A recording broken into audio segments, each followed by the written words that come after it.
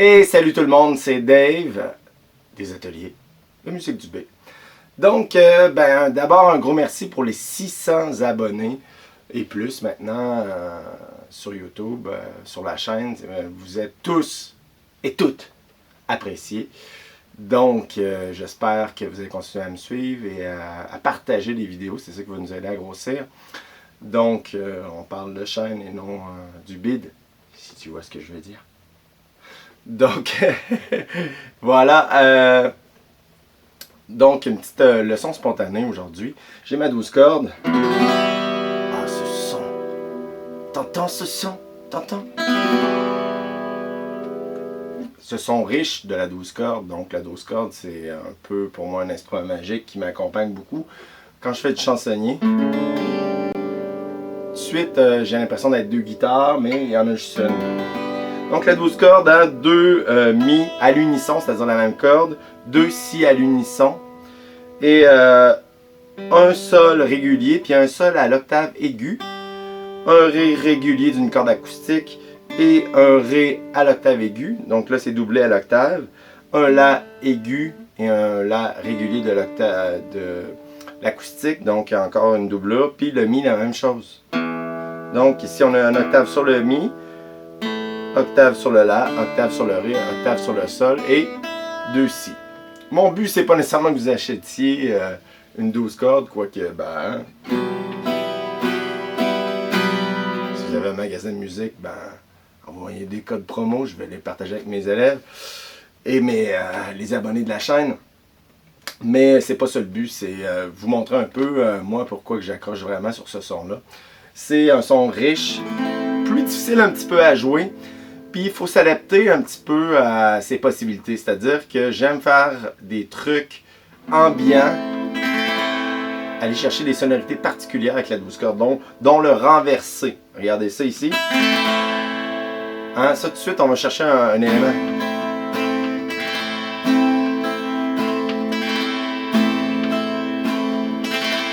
Très exotique, puis on peut le faire aussi sur un acoustique. Ça fait un effet semblable, mais avec la 12 cordes, c'est super. Ce qui est le fun avec la 12 cordes, c'est vraiment exploiter les cordes à vide. Je m'explique. Par exemple, si on fait un Do.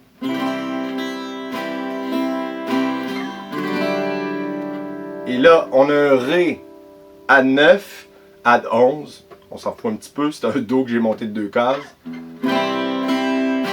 Et ça, peu importe si on est débutant, on peut l'entendre que ça sonne riche. Hein? C'est un accord avec des extensions, c'est intéressant.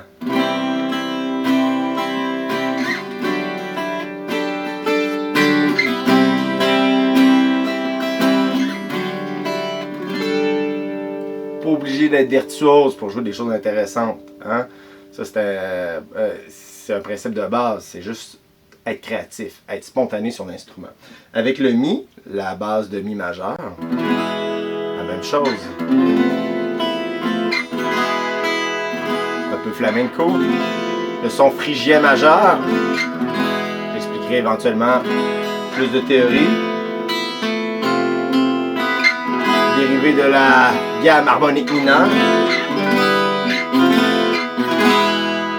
Vous voyez, je déplace.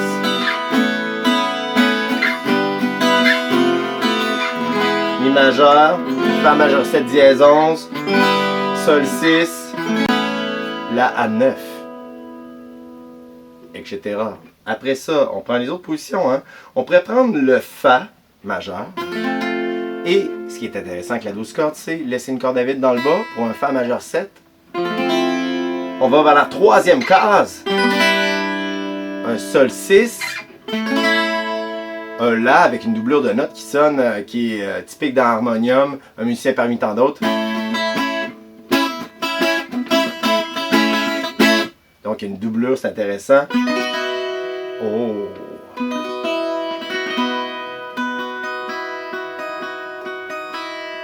Les arpèges, important de travailler son pic à la 12 cordes. Hein?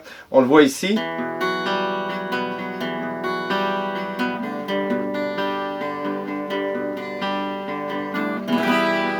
Ça sonne très très bien, mais il faut avoir un pic précis. un pic pas trop mou non plus parce que là, il faut jouer 2 cordes à la fois. Des arpèges sur la 12 cordes, ça sonne riche, ça sonne avec des extensions, ça sonne vaporeux, c'est super.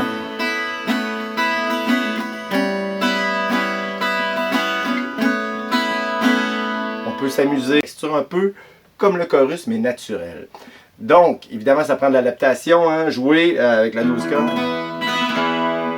Pour ceux qui veulent l'effet 12 cordes, mais à plusieurs, moi, ce que je faisais dans le temps avec François Pelletier, que je vous invite à aller voir ces choses, un vieux chum de guitare qu'on a parti les Patriotes ensemble, un duo chansonnier à l'époque, ça a dérivé vers de la compo.